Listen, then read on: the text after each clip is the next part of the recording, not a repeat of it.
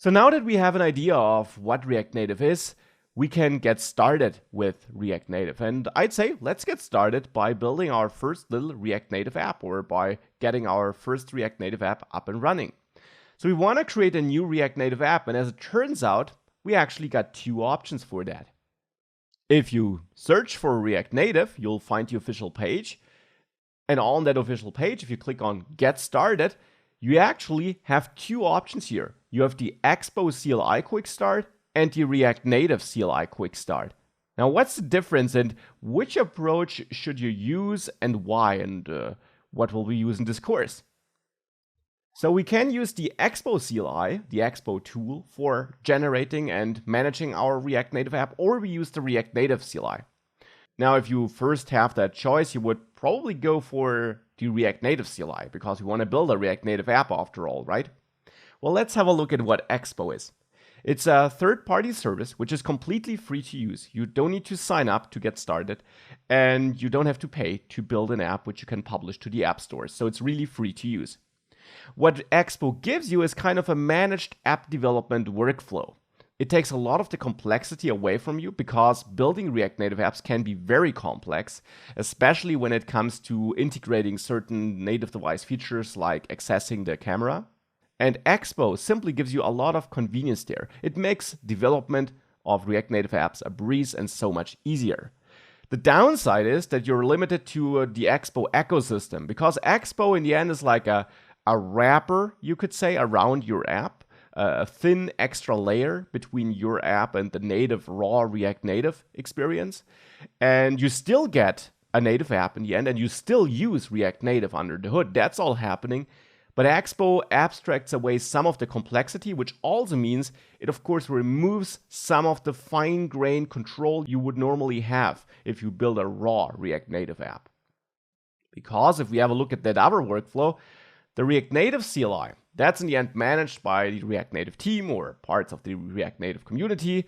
And there you have a bare bone development setup, which means you get a native app, you need to install Android Studio, you need to install Xcode to build that app, and you need to configure and manage a lot on your own. As soon as you start adding certain native device features, like let's say as soon as you want to use the device camera, you'll have to bring in third-party packages, where the setup process can be quite complex.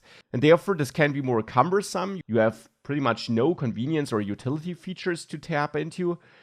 But of course, the advantage would be that you have full control. You can control every tiny piece. You can easily write your own native Android and iOS code and connect this to your JavaScript code. That's not really possible with Expo. So if you are a super advanced developer and you already know you'll be building a very complex app where you need to do a lot of manual workarounds, a lot of fine-grained configuration, then you definitely want the full bare bone experience on the right. If you're getting started, or if you're building a normal app, then the Expo CLI will very likely give you everything you need. It gives you wrappers for the most common native device features you need, like using the camera, like using maps. That's all made super simple. And if you ever get to a point where you find out, oh, I need more control, then you can always also switch from the Expo workflow to the native workflow. You can eject, and then you have the full flexibility. Therefore, nothing speaks against getting started with Expo. You can always switch to the other experience if you need to.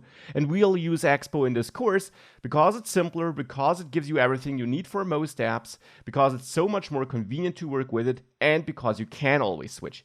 Now, later down in the course, I will also give you an introduction to the more bare bone workflow and what that would mean for you. But for the majority of the course, we'll work with Expo.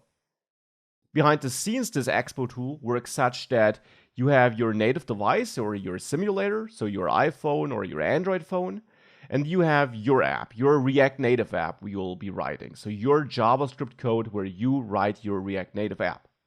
Now, on your native device or on the simulator, you will install an extra app from the App Store, the Expo Client app, and we'll do that together in the next lecture.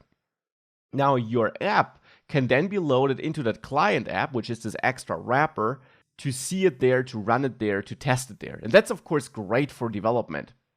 You can also publish your app as Expo app so that other people who have the Expo client installed can easily run your app. They don't even need to install it from the Google Play Store or the Apple App Store.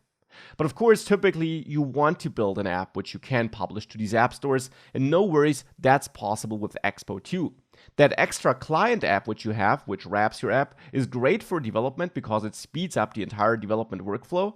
But if you want a standalone app, so an app that is not relying on that Expo client, which most of your potential users probably won't have installed, well, then Expo also allows you to build and publish standalone apps. So apps that do not rely on the Expo client being installed. So therefore, with Expo, you can build normal apps which are distributed to the normal app stores standalone, where your users don't need any special app installed. But you have that extra convenience during development, which is great.